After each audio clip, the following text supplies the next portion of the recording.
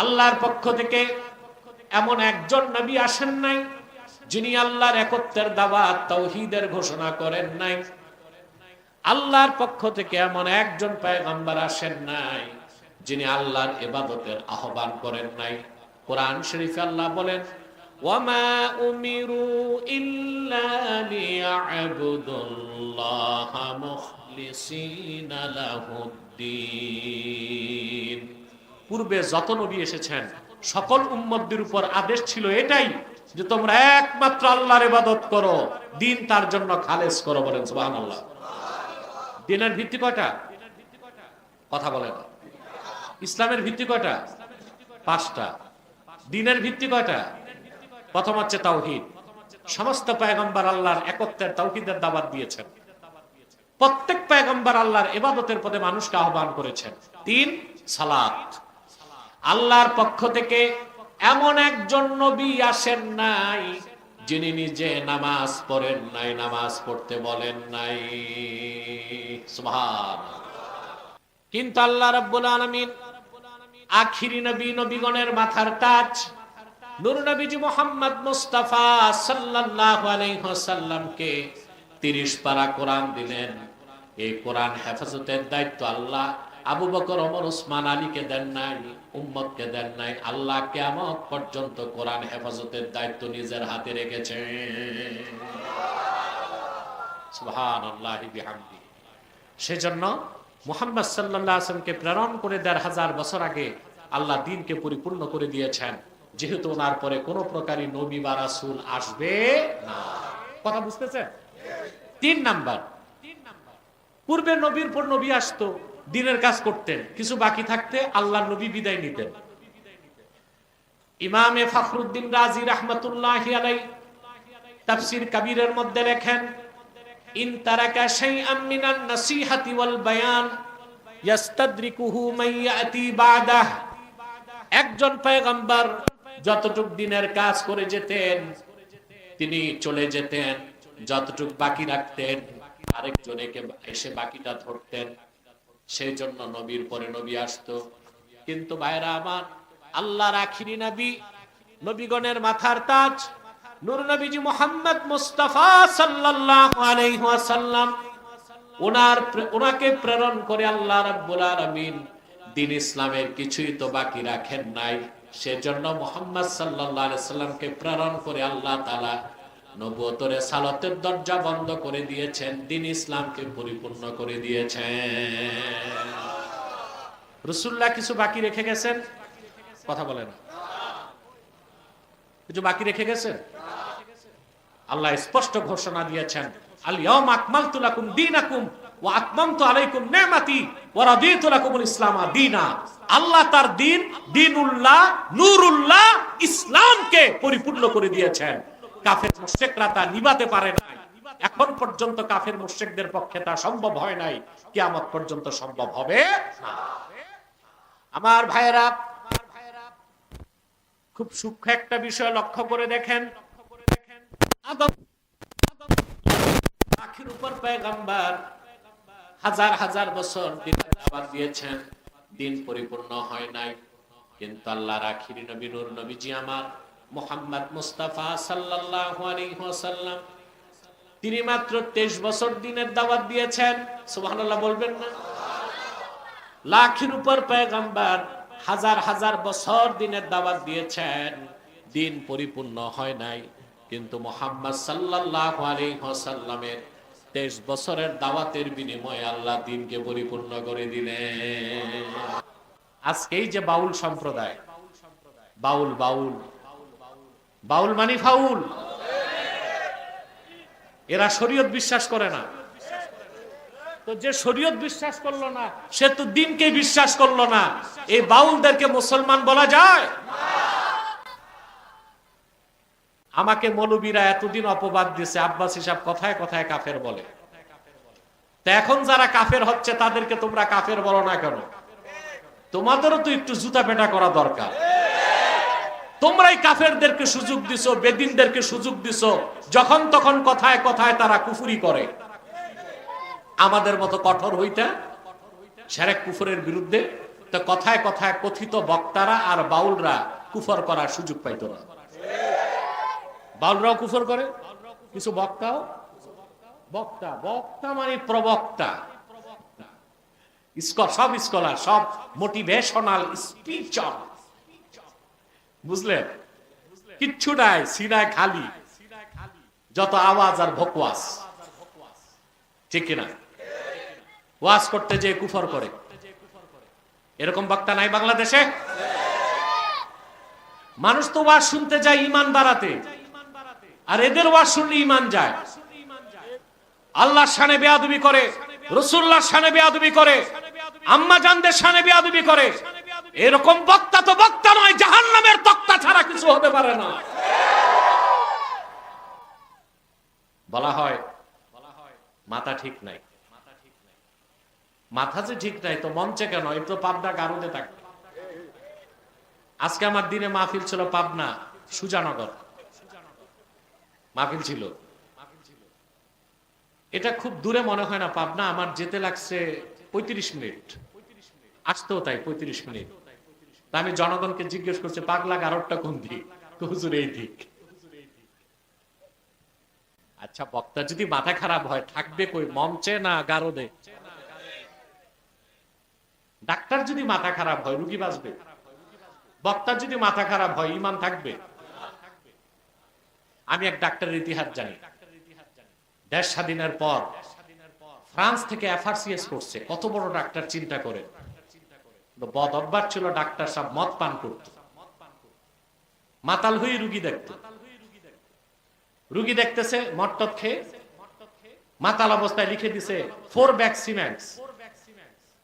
রুগীর প্রেসক্রিপশনে লেখছে 4 বস্তা সিমেন্ট। এখন এখানে আমাদের ডাক্তার মুক্তার হোসেন আসছে নাকি? আছে? আচ্ছা। ডাক্তার মানুষ আবার রাগ করতো,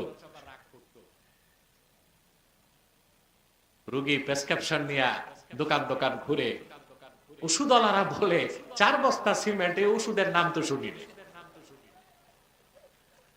ফিরে আসছে চেম্বারে, কম্পাউন্ডার বুঝে গেছে স্যার আকামটা কই করছে।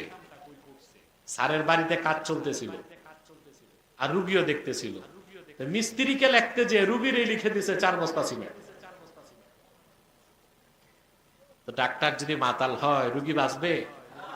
বক্তা যদি মাথা খারাপ হয় শ্রোতা বাঁচবে? আবার আর এক ফেতনা বাউল, এরা শরীয়ত মানে না, নামাজ বিশ্বাস করে না, এরা বিশ্বাস করে লালনের ধর্ম।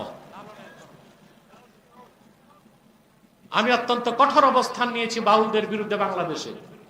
আপনারা জানেন বাউলদের সবচেয়ে বড় ফাউল যেটা, কথিত আবুল নামের কুলাঙ্গার, সে গান গাইতে যে আমার আল্লাহর সাথে চরম বেয়াদবি করছে, এই রকম কথা বলেছে যা আমার মুখে উচ্চারণের ধৃষ্টতা দেখাতে পারি। সে কাফের হয়েছে কিনা? তো যে মৌলবীরা আমাকে বলে কথায় কথায় কাফির বলি, ওই মৌলবীদের জিজ্ঞেস করা দরকার আবুলকে কাফের বলো না কেন? তোমাদের ফতোয়ায় যদি আবুলও কাফের না হয় তো ফেরাউনকে কাফের বলবা কেমনে? কথা বুঝেন না? তোমাদের বক্তব্য ফতোয়ায় যদি আবুলও কাফের না হয় আল্লাহকে গালি দিয়া, তো আর কাফের কে? ফেরাউনও তো তোমরা কাফের বলবা না। তোমরা নিজেরাই লেবাসধারী মৌলবী, মানুষকে ধোঁকা দিয়া পকেট গরম করো, আর কোনো কাজ তোমাদের নাই, আর ব্যবসা করো। এই জন্য আল্লাহর শানে এত বড় বেয়াদবি করার পরও তোমাদের কলিজায় লাগে নাই। এই ভণ্ড বাউলরা শরীয়ত মানে না। এদের আবার একজন ঠাকুর আছে বুদ্ধিজীবী, ফরহাদ মজহাব। ফরহাদের সুরত গুলো দেখছেন? ওর দাড়িগুলো চাষতে কোদাল লাগবে। খালেদ মহিউদ্দিন চ্যালেঞ্জ করছে যে আব্বাসী সাহেব তো ডিবেটে বসতে চায়, বসেন। রাজি হয় না। আমি আমার বক্তব্যে বলে দিচ্ছি ফরহাদ মজহাব যদি 500 বছর হায়াত পায় আর ইউরোপ আমেরিকায় তার বাপ দাদাদের দর্শনের সব বই মুখস্থ করে আসে, আধা ঘন্টা আব্বাসীর সামনে কথা বলার যোগ্যতা তার নয়। যোগ্যতা থাকলে তো বসতই। হুমকি দেয় আমাদেরকে, যে আবুল রে ছাড়তে হবে, নইলে দেখে নিবে। আমি বলছি তো নামও মাঠে, আমিও আসতেছি। বিগত 15 বছর ছিল একদল বুদ্ধিজীবী যারা ছিল নাস্তিক, এখন বের হয়েছে একদল বুদ্ধিজীবী, এরা নাস্তিক না আস্তিক, তবে মুসলিম না।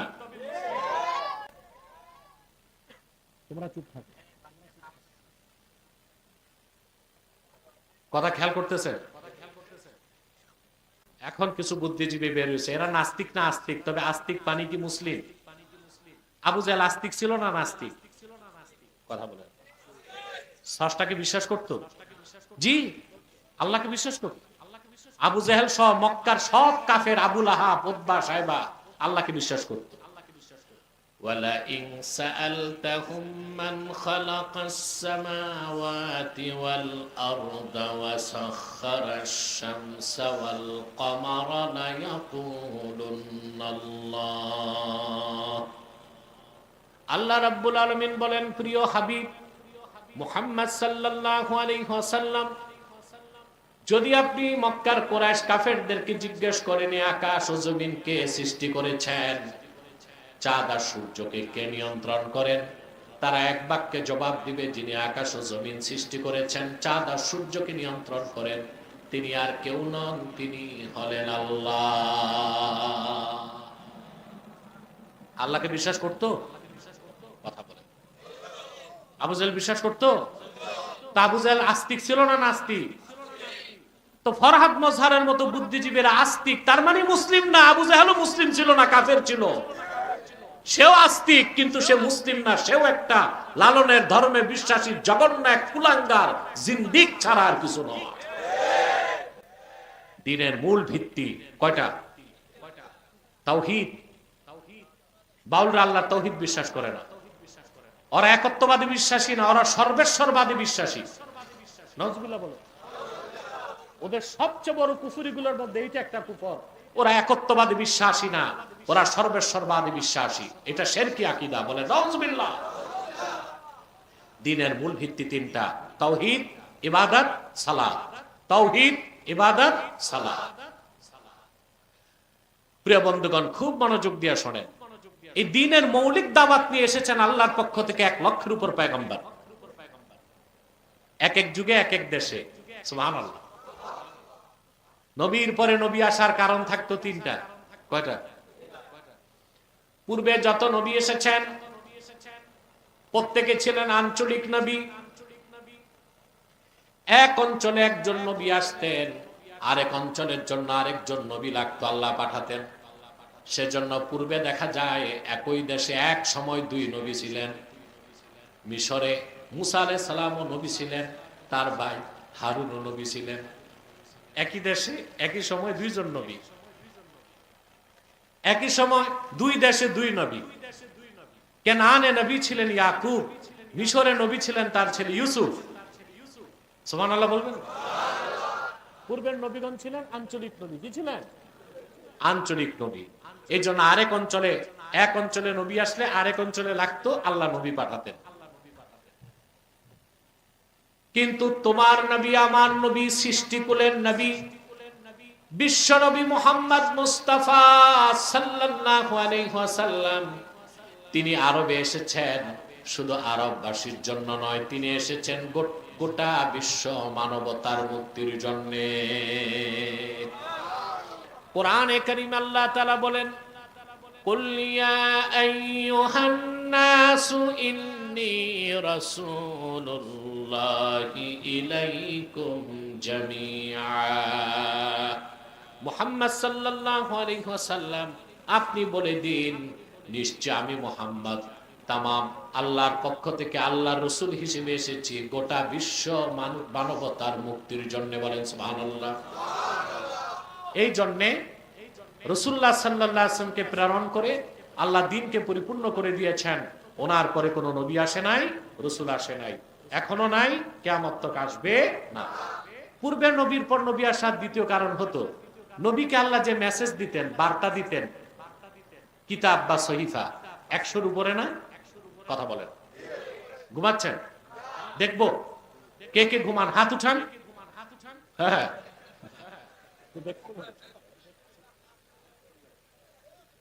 এর মানে কি বুঝেন? এই যে প্রবাদ আছে হুজুগে বাঙালি, আমি বলি না হুজুগে বাঙালি না, না বুঝে বাঙালি। প্রবাদ কোনটা ঠিক? হুজুগে বাঙালি না, না বুঝে বাঙালি? প্রিয় বন্ধুগণ, আল্লাহ নবীর মাধ্যমে যে কিতাব পাঠাতেন, বার্তা পাঠাতেন, তার সংরক্ষণের দায়িত্ব থাকতো নবীর হাতে, উম্মতের হাতে। নবী বিদায় নিলে উম্মতের মানুষগুলো আল্লাহর প্রেরিত বার্তাকে নকল করত, ভেজাল করত, সেই আসমানি কিতাবের অথেন্টিসিটি নষ্ট করে ফেলত।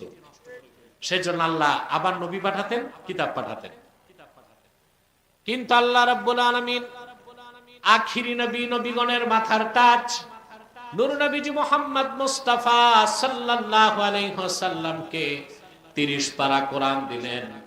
এই কোরআন হেফাজতের দায়িত্ব আল্লাহ আবু বকর, ওমর, উসমান, আলীকে দেন নাই, উম্মতকে দেন নাই। আল্লাহ কিয়ামত পর্যন্ত কোরআন হেফাজতের দায়িত্ব নিজের হাতে রেখেছেন। সুবহানাল্লাহি বিহামদি। সেজন্য মুহাম্মদ সাল্লাল্লাহু আলাইহি ওয়াসাল্লামকে প্রেরণ করে 1500 বছর আগে আল্লাহ দ্বীনকে পরিপূর্ণ করে দিয়েছেন, যেহেতু ওনার পরে কোনো প্রকারই নবী বা রাসূল আসবে না। কথা বুঝতেছেন? 3 নাম্বার, পূর্বে নবীর পর নবী আসতো, দ্বীনের কাজ করতেন, কিছু বাকি থাকতে আল্লাহর নবী বিদায় নিতেন। ইমামে ফখরুদ্দিন রাজি রাহমাতুল্লাহি আলাইহি তাফসীর কবীরের মধ্যে লেখেন, ইন তারাকা শাইআম মিনান নাসিহাতি ওয়াল বায়ান ইয়াস্তাদরিকুহু মান ইয়াতি বাদাহ। একজন পয়গম্বর যতটুক দিনের কাজ করে যেতেন তিনি চলে যেতেন, যতটুক বাকি রাখতেন আরেকজন এসে বাকিটা ধরতেন। সেই জন্য নবীর পরে নবী আসতো। কিন্তু ভাইরা আমার, আল্লাহর আখিরি নবী, নবীগণের মাথার তাজ নূর নবীজি মুহাম্মদ মুস্তাফা সাল্লাল্লাহু আলাইহি ওয়াসাল্লাম, ওনাকে প্রেরণ করে আল্লাহ রাব্বুল আলামিন দ্বীন ইসলামের কিছুই তো বাকি রাখেন নাই। সেজন্য মুহাম্মদ সাল্লাল্লাহু আলাইহি সাল্লামকে প্রেরণ করে আল্লাহ তাআলা নবুয়তের রিসালাতের দরজা বন্ধ করে দিয়েছেন, দ্বীন ইসলামকে পরিপূর্ণ করে দিয়েছেন। রাসূলুল্লাহ কিছু বাকি রেখে গেছেন? কথা বলে না। কিছু বাকি রেখে গেছেন? আল্লাহ স্পষ্ট ঘোষণা দিয়েছেন, আল ইয়াউমা আকমালতু লাকুম দীনাকুম ওয়া আতমামতু আলাইকুম নি'মাতি ওয়া রাদিতু লাকুমুল ইসলামা দীনা। আল্লাহ তার দ্বীন, দ্বীনুল্লাহ, নূরুল্লাহ, ইসলামকে পরিপূর্ণ করে দিয়েছেন। কাফের মুশরিকরা তা নিভাতে পারে নাই। এখন পর্যন্ত কাফের মুশরিকদের পক্ষে তা সম্ভব হয় নাই, কিয়ামত পর্যন্ত সম্ভব হবে না। আমার ভাইয়েরা, খুব সূক্ষ্ম একটা বিষয় লক্ষ্য করে দেখেন। আদম আখির উপর পয়গম্বর হাজার হাজার বছর দ্বীনের দাওয়াত দিয়েছেন, দ্বীন পরিপূর্ণ হয় নাই। কিন্তু আল্লাহর আখিরি নবী নূর নবীজি আমার মুহাম্মদ মুস্তাফা সাল্লাল্লাহু আলাইহি ওয়াসাল্লাম, তিনি মাত্র 23 বছর দ্বীনের দাওয়াত দিয়েছেন। সুবহানাল্লাহ বলবেন না? লাখের উপর পয়গম্বর হাজার হাজার বছর দ্বীনের দাওয়াত দিয়েছেন, দ্বীন পরিপূর্ণ হয় নাই। কিন্তু মুহাম্মদ সাল্লাল্লাহু আলাইহি ওয়াসাল্লামের 23 বছরের দাওয়াতের বিনিময়ে আল্লাহ দ্বীনকে পরিপূর্ণ করে দিলেন। আল্লাহ রাব্বুল আলামিন কোরআন কারীমে বলেন, শাহরু রমাদানাল্লাযী উনজিলা ফীহিল কুরআনু হুদাল লিন-নাসি ওয়া বায়িনাতিন মিনাল হুদা ওয়াল ফুরকান। রমজান মাস, যে মাসে কোরআন অবতীর্ণ হয়েছে, এই কোরআন হচ্ছে হুদাল লিন-নাস ওয়া বায়িনাতুম মিনাল হুদা ওয়াল ফুরকান। কোরআন হচ্ছে গোটা মানব জাতির জন্য হেদায়েতকারী। সুবহানাল্লাহ বলেন। এবং সুস্পষ্ট দলিল, সুস্পষ্ট দলিল। ওই খালেদ মহিউদ্দিনের সাথে আমার বিরোধিতা করতে যে ফরহাদ মাজহার বলছে কোরআন তো দলিল না, ওহী। কোরআন যদি দলিল না হয় তো পৃথিবীতে আর দলিল বলে কিছু থাকে? কোরআন দলিল না বলতেছে, এইটা কি মুসলমানের কাতারে আছে? কথা বলেন। কোরআন হচ্ছে সবচেয়ে বড় দলিল। সুবহান। এর চেয়ে বড় কোন দলিল?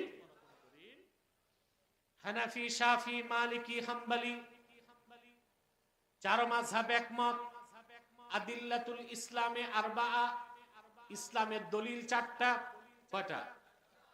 প্রথম হচ্ছে কিতাবুল্লাহ, আল্লাহর কোরআন। 2 নাম্বার হচ্ছে সুন্নাতুর রাসূলিল্লাহ, আল্লাহর রাসূলের সুন্নাত। 3 নাম্বার হচ্ছে ইজমা। 4 নাম্বার হচ্ছে কিয়াস। যদি কোরআনকে কেউ দলিল হিসেবে বিশ্বাস না করে, সে ফেরাউনের মতো কাফের হয়ে যাবে, আবু জেহেলের মতো কাফের হবে। ঠিক কিনা বলে?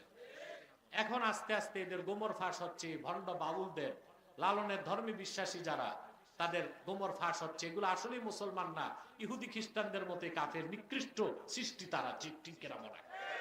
ইসলামকে বিশ্বাস করে না, শরীয়তকে বিশ্বাস করে না, কোরআনকে দলিল মানে না, হাদিস তো মানেই না। আল্লাহ বলেন যে তিনি মুহাম্মদ সাল্লাল্লাহু আলাইহি ওয়াসাল্লামকে প্রেরণ করেছেন হুদার সাথে। এই হুদা হচ্ছে হেদায়েতকারী কোরআন। বলেন সুবহানাল্লাহ। এই কোরআন শুধু মানব জাতির জন্য হেদায়েতকারী না, সকল মুসলমানের জন্য হেদায়েতকারী। আল্লাহ তাআলা বলেন ওয়ানাজ্জালনা আলাইকাল কিতাবা তিবয়ানাল লিকুল্লি শাইইন ওয়া হুদান ওয়া রাহমাতান ওয়া বুশরা লিল মুসলিমিন। আল্লাহ পাক বলেন আমি মুহাম্মদ সাল্লাল্লাহু আপনার উপর কোরআন নাজিল করেছি তিবয়ানাল লিকুল্লি শাই, সবকিছু সুস্পষ্ট ব্যাখ্যা হিসেবে। সুবহানাল্লাহ বলেন। ওয়া হুদান ওয়া রাহমা, হেদায়েতকারী হিসেবে, রহমত হিসেবে। ওয়া বুশরা লিল মুসলিমিন, तमाम পৃথিবীর মুসলমানদের জন্য হেদায়েতকারী হিসেবে, সুসংবাদের বাহন হিসেবে, রহমতের ভান্ডার হিসেবে। বলেন সুবহানাল্লাহ। এটা হুদা। কোরআন কি হুদা? হুদা মানে ইউফিদু মানা ইসমিল ফাইল, ইসমে ফাইলের অর্থ দিবে, অর্থাৎ হাদি। কোরআন হচ্ছে হেদায়েতকারী। রাসূলুল্লাহর মাধ্যমে এই কোরআন আল্লাহ পাঠিয়েছেন, যা কিয়ামতের আগ পর্যন্ত মানব জাতিকে মহাসত্যের পথ নির্দেশনা করবে। বলেন সুবহানাল্লাহ। এই কোরআনকে আল্লাহ তাআলা অন্যত্র বলেন, আল্লাহ পাক বলেন আলিফ লাম মিম যালিকাল কিতাবু লা রাইবা ফীহি হুদাল লিল মুত্তাকিন। এই কোরআন মুত্তাকিদের জন্য পথ প্রদর্শক। তিনটা কথাই বললেন, হুদাল লিল মুত্তাকিন, হুদাল লিল মুসলিমিন, হুদাল লিন নাস। বলেন সুবহানাল্লাহ। অর্থাৎ কোরআন গোটা মানব জাতির জন্য পথ প্রদর্শনকারী, সকল মুসলমানের জন্য পথ প্রদর্শনকারী, সকল আল্লাহওয়ালা বুজুর্গদের জন্য পথ প্রদর্শনকারী। অর্থাৎ হেদায়েত নিতে কোরআন লাগবে, কোরআনের বাইরে কোনো মুক্তি নাই, হেদায়েত নাই। বলেন সুবহানাল্লাহ। তবে একটা কথা ফাঁকে বলে দেই, কোরআন শরীফ শুধু মানলে হবে না, রাসূলুল্লাহর সুন্নাতও বিশ্বাস করতে হবে। সুন্নাতকে বিশ্বাস না করলে আপনি মুসলমান হতে পারবেন না। রাসূলুল্লাহর সুন্নাত বা হাদিসকে অস্বীকার করলে আপনি কাফের হয়ে যাবেন। কি হয়ে যাবেন? আমাদের দেশে একটা দল বের হয়েছে আহলে কোরআন। এটা আমার কাছে সংবাদ পৌঁছে, আপনাদের এলাকায় একটু ঢুকছে। আহলে কোরআন, এটা আহলে কোরআন না আহলে শয়তান? এতদিন শুনছেন আহলে হাদিস, কি শুনছে? ওরা কোরআন মানে হাদিস মানে, তবে বলে সহিহ হাদিস মানে। যাক, মোটামুটি কোরআন মানে হাদিস মানে, আমরা বলি বাতিল, মাযহাব মানে না। আর এখন যেটা বাইর হয়েছে এটা ইহুদিদের নিউ ভার্সন। এরা বলে আমরা একটা হাদিসও মানি না, কোরআন মানি শুধু। এদের নাম রাখছে আহলে কোরআন। এরা আহলে কোরআন না আহলে শয়তান? হাদিস বাদ দিলে ইসলামের অস্তিত্ব থাকবে? আমি একটু বুঝাই দিব। ইসলামের ভিত্তি কয়টা? দিনের ভিত্তি কয়টা? মাশাআল্লাহ, মনে আছে। আপনারা পরীক্ষায় কমসে কম পাস মার্ক পাইবেন। ইসলামের ভিত্তি কয়টা? আল্লাহর হাবিব ইরশাদ করেছেন বুনিয়াল ইসলামু আলা খামসিন, ইসলাম 5টি ভিত্তির উপর প্রতিষ্ঠিত। শাহাদাতি আল্লা ইলাহা ইল্লাল্লাহ ওয়া আন্না মুহাম্মাদার রাসূলুল্লাহ সাল্লাল্লাহু আলাইহি ওয়াসাল্লাম, এটা হচ্ছে ঈমান।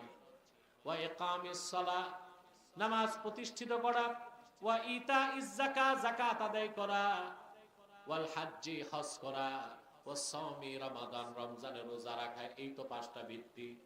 যদি কেউ বলে কোরআন তো সব সমস্যার সমাধান, আমি কোরআন মানবো, হাদিস মানার দরকার কি, তাহলে সে আর মুসলমান থাকতে পারবে না।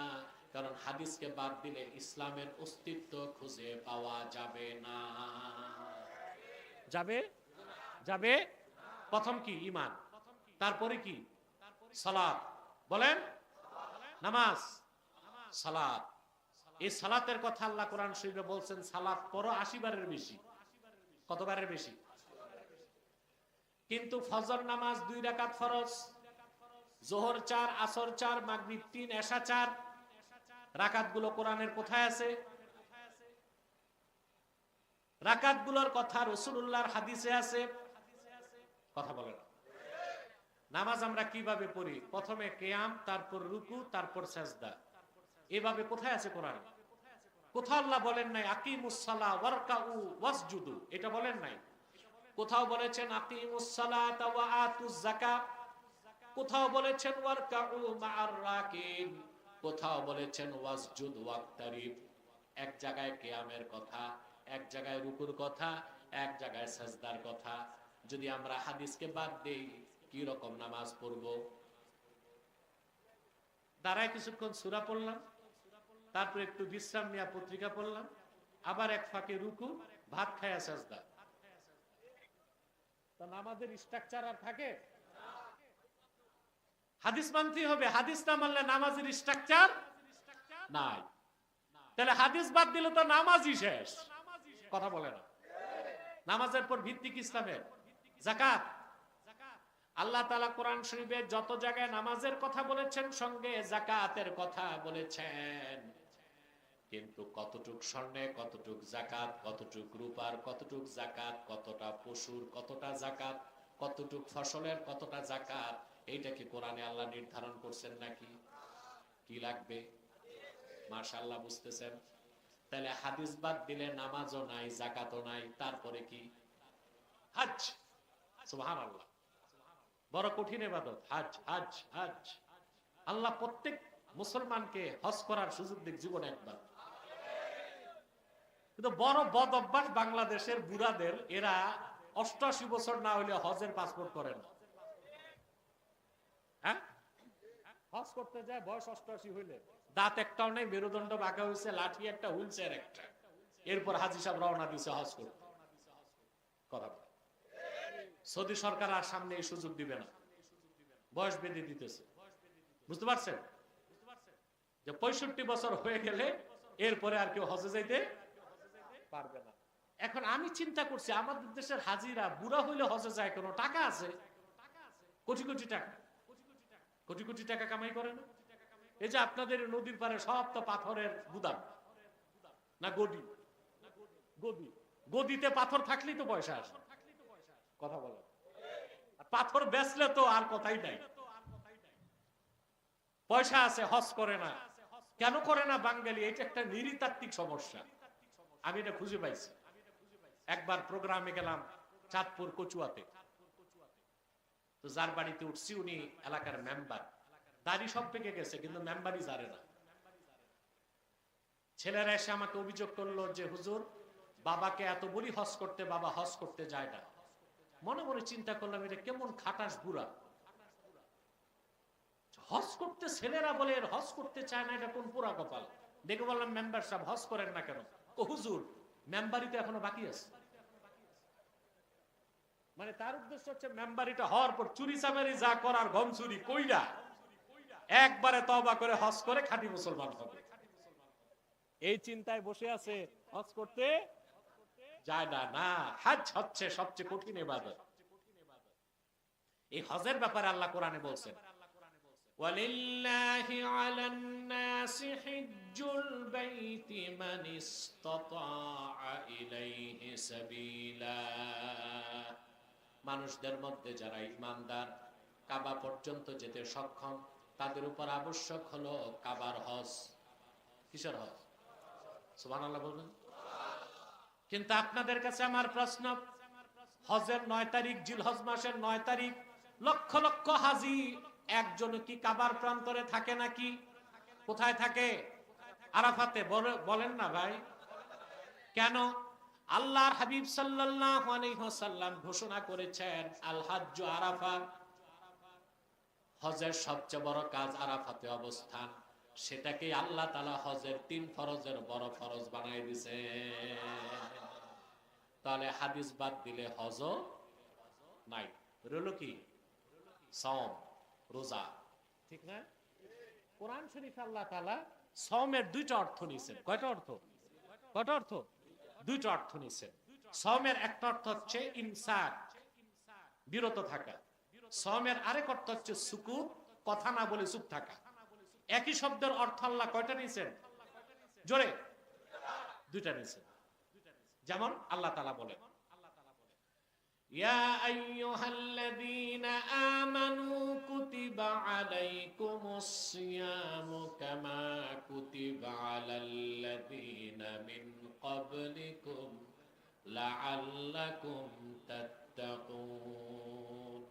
হে ইমানদারগণ, তোমাদের উপর সওমকে ফরজ করা হয়েছে যেভাবে তোমাদের পূর্ববর্তীদের উপর ফরজ করা হয়েছিল। এখানে সওম মানে পানাহার থেকে বিরত থাকা। পানাহার থেকে, পেটকে পানাহার থেকে বিরত রাখা, লজ্জা স্থানকে যৌনাচার থেকে বিরত রাখা, ঠিক না? অবশ্য আমাদের দেশের মুসলমান না বুঝে বেশি কষ্ট করে, রোজার দিন আর বউরে ধরে না। ধরতে সমস্যা নাই, ধরাও যাবে, ছোঁয়াও যাবে, আলিঙ্গন করা যাবে, চুমুও দেওয়া যাবে, শুধু কন্ট্রোল থাকতে হবে, ঠিক কিনা? অনেকে ভয়তে কাছে যায় না। তো মহিলা মানুষ চিন্তা করে, মহিলা হইয়া কি ঠেকলা, আমারে ধরে না কেন? ধরতে সমস্যা নাই, কিন্তু নিজের উপর কন্ট্রোল থাকতে হবে, ঠিক কিনা? এখানে বিরত থাকার মানে হচ্ছে পানাহার থেকে বিরত থাকা, যৌনাচার থেকে বিরত থাকা। সওমের একটা অর্থ বিরত থাকা। কি থাকা? আল্লাহ তাআলা কোরআন শরীফে সওমের আরেক অর্থ নিছেন কথা না বলে চুপ থাকা। হযরত ঈসার মা মারিয়াম, ঈসার মা, ঈসা আলাইহিস সালামের বাবা ছিল। আল্লাহর হুকুমে জিবরিলের ফু থেকে মায়ের পেটে ঈসা হইছেন। সুবহানাল্লাহ কইবেন না? সুবহান। এই জন্য ঈসা নবীর নানা ছিল ইমরান, দাদা ছিল না। কারণ বাবাই তো ছিল না, তো দাদা থাকবে কেমন? ওই এক জায়গায় ইমাম সাহেব গেছে ইন্টারভিউ দিতে। আমাদের দেশে ইমাম সাহেবের ইন্টারভিউ নিতে তো দরকার আরেকজন ভালো আলেম না?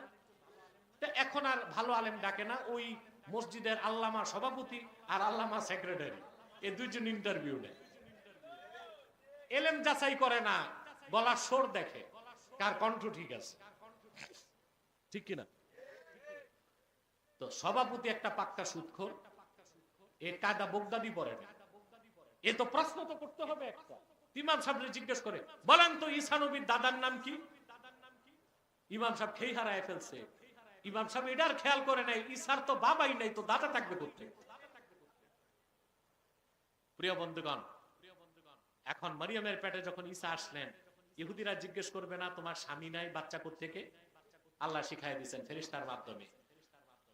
আল্লাহ পাক বলেন তুমি বলো, আল্লাহর ফেরেশতা বললেন তুমি বলো, ইন্নী নাযারতু লিররহমানি সাওমান ফালান উকাল্লিমাল ইয়াওমা ইনসিয়া। রহমানের নামে আমি মান্নত করলাম, কোন মানুষের সঙ্গে আমি কথা বলবো না। তাহলে সওমের কয়টা অর্থ? একটা অর্থ বিরত থাকা, আরেকটা অর্থ কথা না বলে চুপ থাকা। এখন আহলে কোরআন দাবিদার এই বদমাইশগুলো যদি বলে আমরা কোরআন মানি হাদিস মানি না, তাহলে তো ধান্দাবাজির সুযোগ আছে। সে বলবে সওমের তো দুইটা অর্থ, একটা অর্থ বিরত থাকা পানাহার থেকে, আরেকটা অর্থ হচ্ছে কথা না বলে চুপ থাকা। আমি প্রথম অর্থ নিলাম না, দ্বিতীয় অর্থ নিলাম, অর্থাৎ রোজার দিন 3 বেলা খাবো আর কথা না বলে চুপ থাকবো। তো রোজা আর আছে? তাহলে হাদিস বা সুন্নাহকে বাদ দিলে ইসলামের অস্তিত্ব থাকবে না। যারা বলবে শুধু কোরআন মানি হাদিস মানি না, বেলা শাক তারা কাফের, এতে কোনো সন্দেহ নাই। কারণ তারা ইসলামের অস্তিত্বকে অস্বীকার করতে চায়। আপনাদের এলাকায় যেগুলো ঢুকছে এজেন্ট, ধইরা উত্তম মধ্যম দিয়া পুলিশের হাতে দিবে, পারবেন না? এই আহলে কোরআন দাবিদারদের একটা বড় শয়তান আছে বাংলাদেশে। আমার সাথে 23 সালে তার ডিবেট হয়েছে, জানেন আপনারা? ডিবেটে গেছে সে, বাকি সব জানেন আপনারা, আমি আর বললাম। 21 মিনিটের মাথায় সে আমার কাছে নাকে খত দিয়া পরাজিত হয়ে মস্তক নত করে বেরিয়ে গেছে। আমি খোঁজ পেলাম তার টাকা আসে কোত্থেকে? অতএব মুসলমান, এই কোরআন হচ্ছে সর্বশ্রেষ্ঠ হেদায়েতের গ্রন্থ, কিন্তু কোরআনের সাথে রাসূলুল্লাহর সুন্নাহকে বিশ্বাস করতে হবে। এটা আল্লাহর নির্দেশ। মা আতাকুমুর রাসূলু ফাখুযুহু ওয়া মা নাহাকুম আনহু ফান্তাহু। আমার রাসূল সাল্লাল্লাহু আলাইহি ওয়াসাল্লাম যা দিয়েছেন তা নাও, যা থেকে নিষেধ করেছেন তা থেকে দূরে থাকো। সুবহানাল্লাহ বলবেন না? তাহলে এই কোরআনকে আল্লাহ বলেছেন হুদা। কি বলেছেন?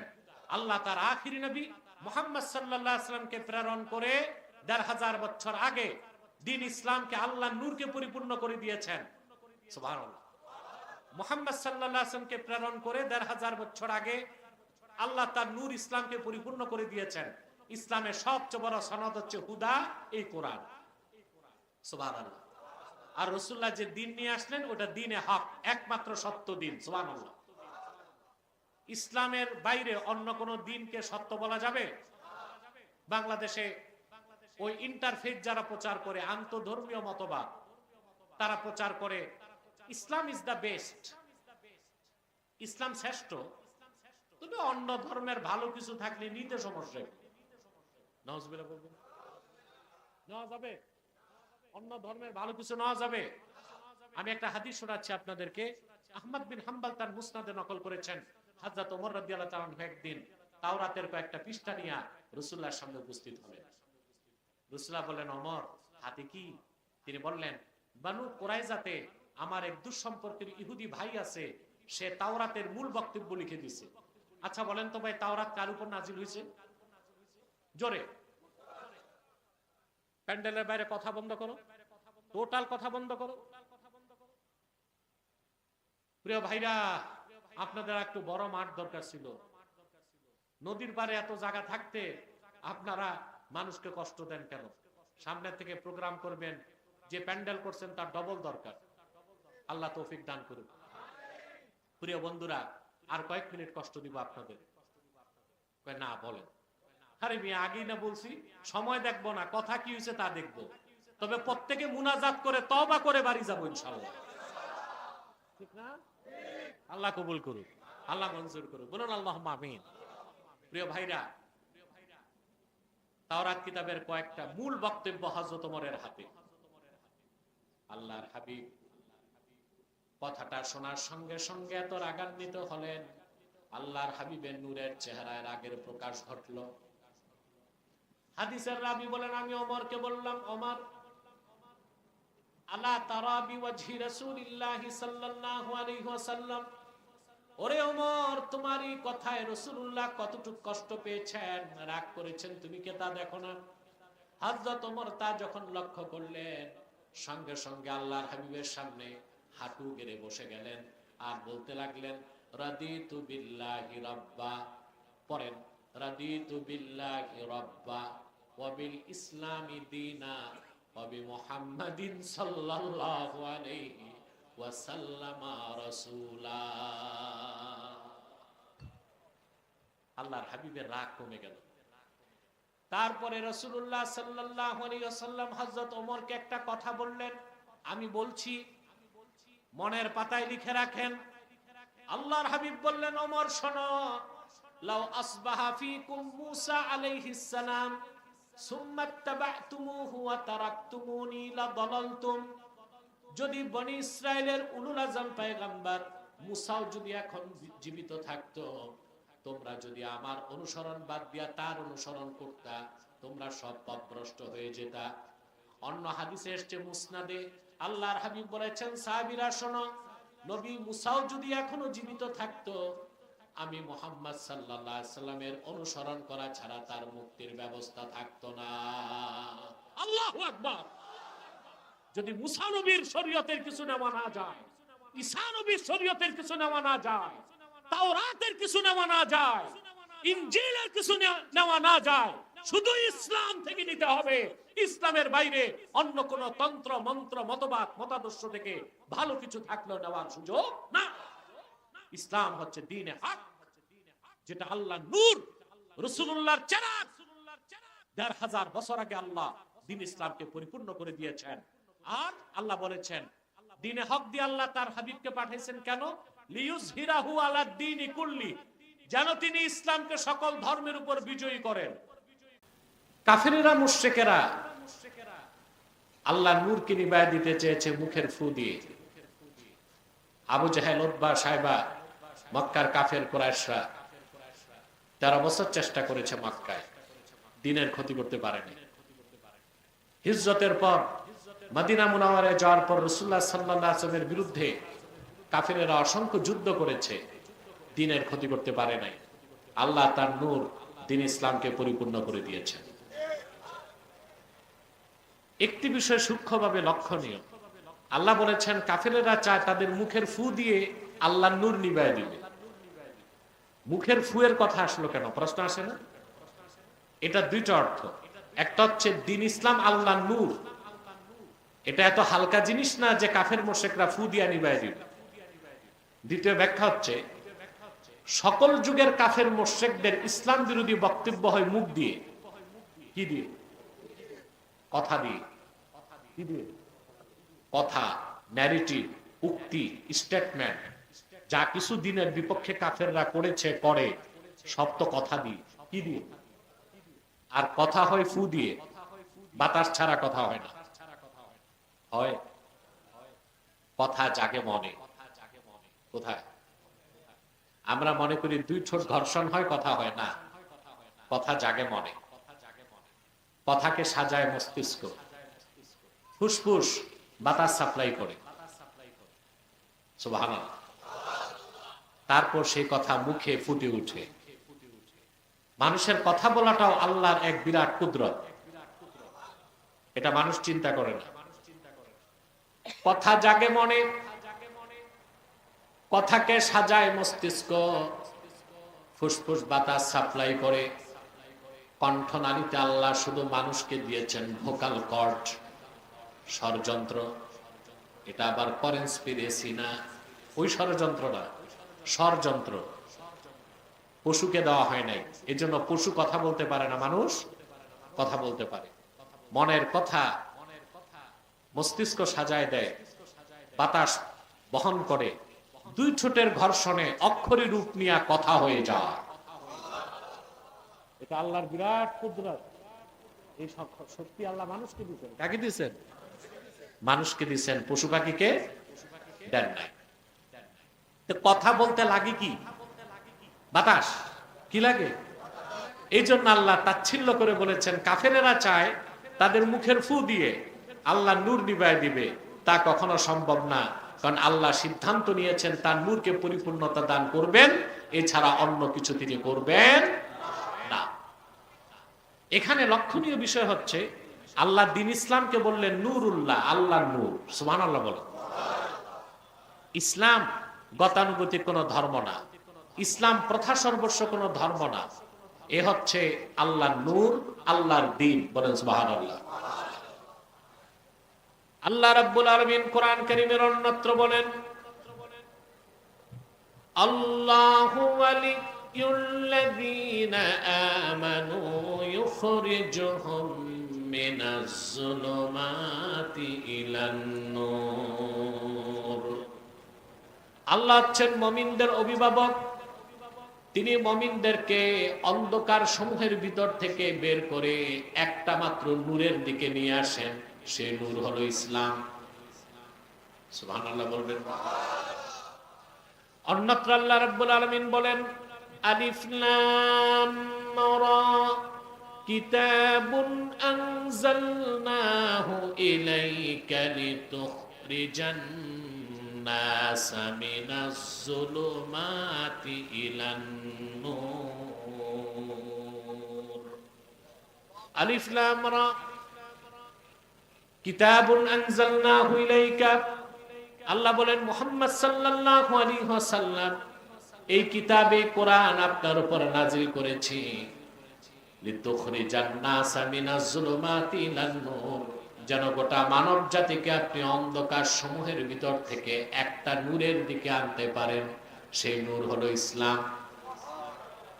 ইসলামকে আল্লাহ রাব্বুল আলামিন শুধু নূর বলেন নাই, অন্যত্র বলেন ইউরিদুনা আন ইউতফিউ নূরাল্লাহি বিআফওয়াহিহিম ওয়াল্লাহু মুতিম্মু নূরিহি ওয়ালাউ কারিহাল কাফিরুন। কাফেরেরা চায়, মুশরিকেরা চায় তাদের কথা দিয়ে, উক্তি দিয়ে, ন্যারেটিভ দিয়ে, মুখের ফু দিয়ে আল্লাহর নূরকে নিভায় দিবে, তা কোনোদিন সম্ভব না। অবশ্যই আল্লাহ তার নূরকে পরিপূর্ণতা দান করবেন। মুহাম্মদ সাল্লাল্লাহু আলাইহি সাল্লামকে ১৫০০ বছর আগে প্রেরণ করে আল্লাহ দ্বীন ইসলামকে পরিপূর্ণ করে দিয়েছেন।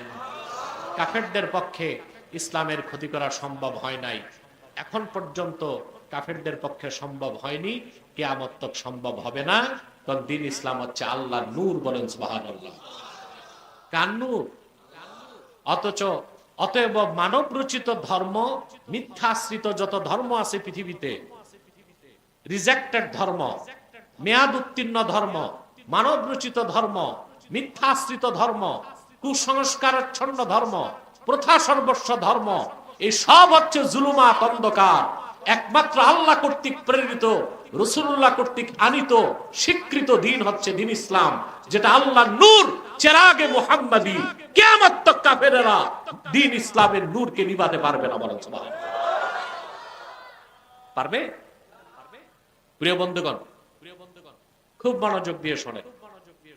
দ্বীন প্রচারে আল্লাহর পক্ষ থেকে একজন দুইজন নয়, লক্ষাধিক নবী রাসূল এসেছেন, ঠিক না?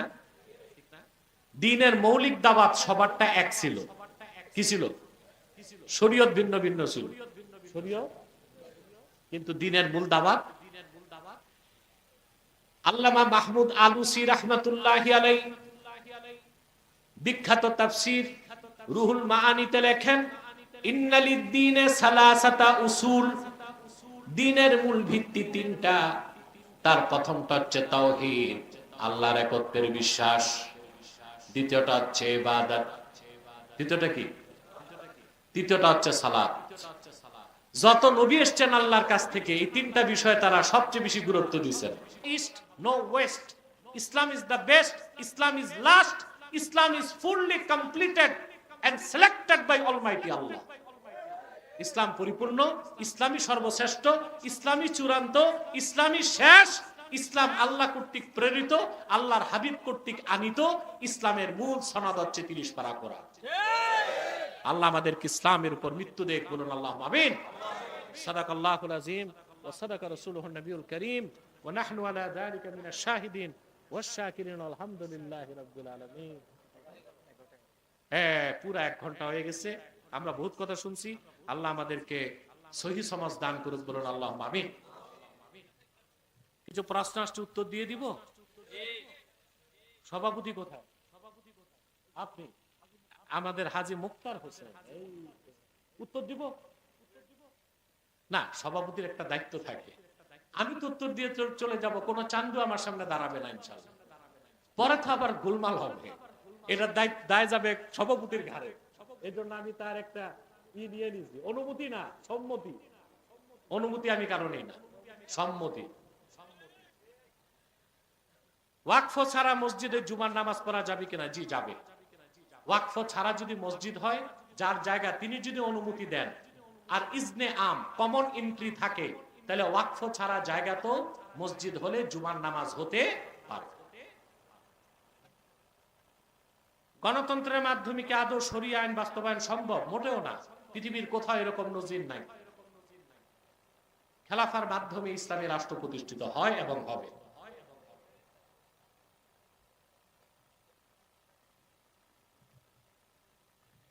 কেউ কেউ বলেন গণতন্ত্র যেহেতু হারাম, আমরা কাউকে ভোট দিব না।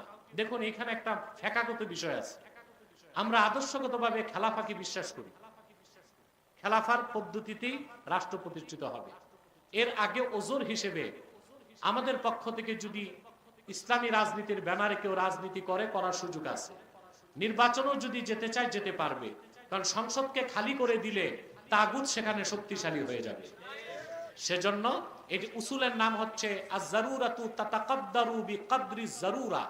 নাজায়েজ বা হারাম জিনিসও যৌক্তিকতা থাকলে, প্রয়োজন থাকলে হারাম জেনে সেই কাজটা করা যায়। এটা একটা ফিকহি বিষয়। এই জন্য যারা ইসলামী আন্দোলন করছেন, ইসলামী রাজনীতি করছেন, তাদেরকে আমার পক্ষ থেকে পৃষ্ঠপোষকতা আছে। কিন্তু অবশ্যই এই গণতান্ত্রিক ভাবে রাজনীতি করতে গেলেও সীমা থাকতে হবে, তা যেন শিরক আর কুফর পার না হয়। এখন গণতন্ত্র রক্ষা করতে যে আপনি পূজা মণ্ডপে যে কীর্তন গাইবেন, এটা তো আর হয় না। এটা করবেন কেন? এটা করতে গেলে তার ঈমান থাকে না।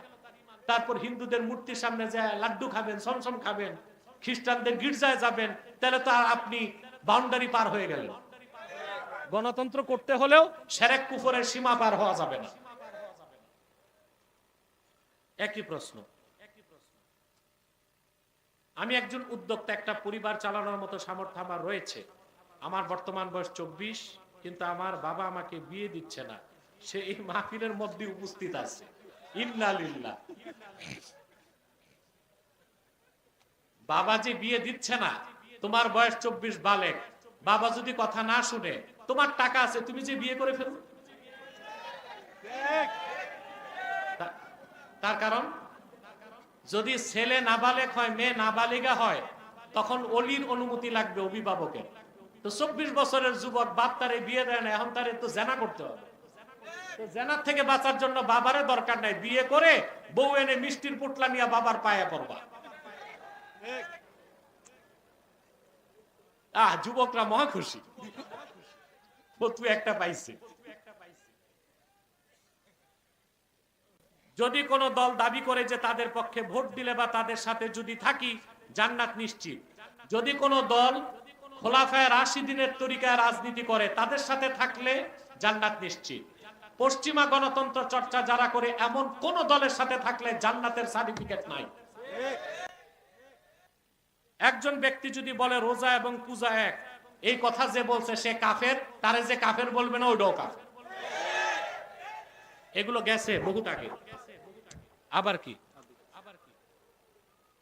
বাবা মায়ের দেখাশোনা হক আদায় না করলে দুনিয়া আখিরাতের পরিণাম কি কঠিন পরিণাম। বাবা মা, সুবহানাল্লাহ, পিতা মাতা নারাজ থাকলে আপনি যত বড় ওলি আল্লাহ হন, বেহেশত যাইতে সমস্যা আছে কিনা? ইমাম বুখারী তার আদাবুল মুফরাদ হাদিসের কিতাবে একটা হাদিস আছে। এক যুবক মদিনা মুনাওয়ারাতে রাসূলুল্লাহ সাল্লাল্লাহু আলাইহি ওয়াসাল্লামের কাছে যাবেন, রাসূলুল্লাহ সাল্লাল্লাহু আলাইহি ওয়াসাল্লামের সাথে জিহাদে যাওয়ার জন্য। তো বাবা মা কাঁদতেছে যে বাবা, তুমি তো আমাদের একটাই সন্তান, তুমি যদি শহীদ হয়ে যাও তা আমাদের দেখবে কে? বুঝেন না? যুবকটি বাবা মার কথা শুনলো না, সে আল্লাহর হাবিবের কদমে চলে আসলো, এসে বলল, ইয়া রাসূলুল্লাহ, বাবা মার ঘরে আমি একমাত্র সন্তান, জিহাদ করার জন্য এসেছি। ফিরে আসার সময় বাবা মার চেহারার দিকে তাকায় দেখছি দোনোজন কান্না করতেছেন। আল্লাহর হাবিব বললেন, যুবক, ইরজি ইলাইহিমা ওয়া আদহিকহুমা কামা আবকাইতাহুমা, জলদি ফিরে যাও তোমার বাবা মায়ের কাছে, তাদের চোখে যেভাবে কান্না ঝরিয়েছো সেভাবে তাদের মুখে হাসি ফুটায় দাও। বাপ মা হক আদায় করতেই হবে। বাপ মার হক আদায় না করলে, বিশেষ করে মায়ের হক আদায় না করলে, ঈমান নিয়ে মৃত্যুবরণের সম্ভাবনাও থাকে না। দাড়ি রাখার বিধান কি? ওয়াজিব। এক মুষ্টি দাড়ি রাখা ওয়াজিব। হজ করে আসার পর দাড়ি টুপি সুন্নতি লেবাস না পড়লে অপরাধ কি? তার হাজি বলা যায় না, পাজি বলতে হয়। অন্যায় ভাবে জায়গা দখল করলে দুনিয়া আখিরাতের শাস্তি কি? এই লোক কোনোদিন নাজাত পাবে না। যার জায়গা মারছে তারে ফেরত না দিয়া মারা গেলে তার তওবা কবুল হবে না। প্রতিবেশীর হক কি? প্রতিবেশীর হক হচ্ছে তার অভাব অনটন আপনি দেখবেন, তার ভালোটা কামনা করবেন, তার কল্যাণ চাইবেন।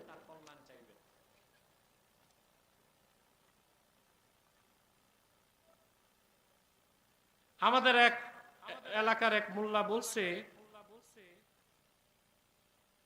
যে মিলাদুন নবী সাল্লাল্লাহু আলাইহি ওয়াসাল্লাম, যারা বলেন মিলাদুন নবী সাল্লাল্লাহু আলাইহি সাল্লাম, প্রশ্নটা তো বুঝলাম না।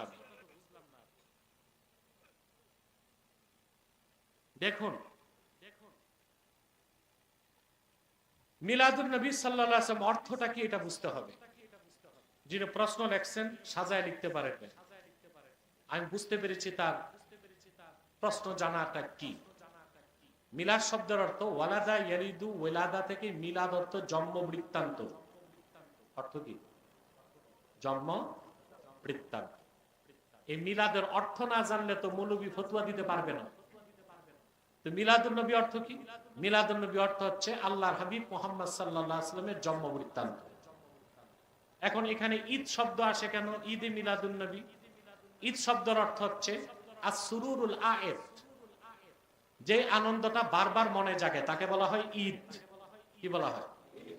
মুহররমের 10 তারিখ রোজা রাখেন? রাখেন না 10 তারিখ রোজা? আশুরার রোজা কেন? বনি ইসরাইল রোজা রাখতো, মুসা নবীকে 10 তারিখ আল্লাহ তাআলা ফেরাউনের হাত থেকে রক্ষা করছেন, বনি ইসরাইলকে রক্ষা করছেন।